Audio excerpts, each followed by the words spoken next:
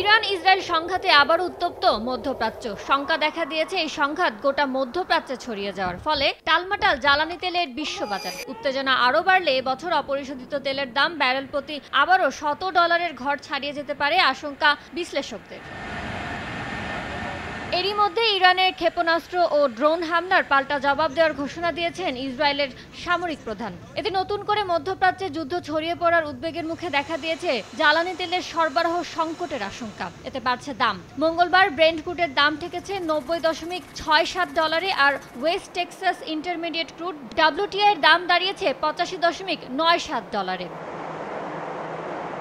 জ্বালানি তেলের বিশ্ববাজার পুরোটাই ইসরায়েলের প্রতিক্রিয়ার উপর নির্ভর করবে বলে মনে করেন খাত সংশ্লিষ্টরা। ইসরায়েল যদি এক্ষেত্রে সংযত প্রতিক্রিয়া জানায়, সেক্ষেত্রে আগামী কয়েক সপ্তাহে জ্বালানি তেলের দাম $10 পর্যন্ত কমতে পারে। আর যদি ইসরায়েল পাল্টা কঠোর জবাবের দিকে অগ্রসর হয় এবং মধ্যপ্রাচ্যের সংঘাত বাড়ে, তাহলে অপরিশোধিত তেলের দাম ব্যারেল প্রতি $100 উপর উঠে যাবে বলে জানান অর্থনীতিবিদরা। এর আগে 2022 সালে ইউক্রেনে রাশিয়ার সামরিক অভিযানের পর অপরিশোধিত জ্বালানি তেলের দাম রেকর্ড পরিমাণে বৃদ্ধি পেয়েছিল।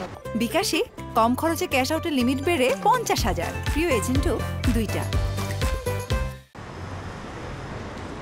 বিশ্বের শীর্ষ তেল উৎপাদনকারীদের জোট ওপেকের চতুর্থ বৃহত্তম তেল উৎপাদক ইরান দৈনিক 3 মিলিয়ন ব্যারেল অপরিশোধিত তেল উৎপাদন করে। ইরানের পাশে অবস্থিত বিশ্বের অন্যতম ব্যস্ত ও গুরুত্বপূর্ণ নৌরুট হরমুজ প্রণালী দিয়ে বিশ্বের 20% অপরিশোধিত তেল সরবরাহ হয়। এর মাধ্যমে মধ্যপ্রাচ্য থেকে তেল যায় এশিয়া, ইউরোপ, উত্তর আমেরিকা সহ বিভিন্ন অঞ্চলে। তাই শঙ্কা সরবরাহ সংকটের।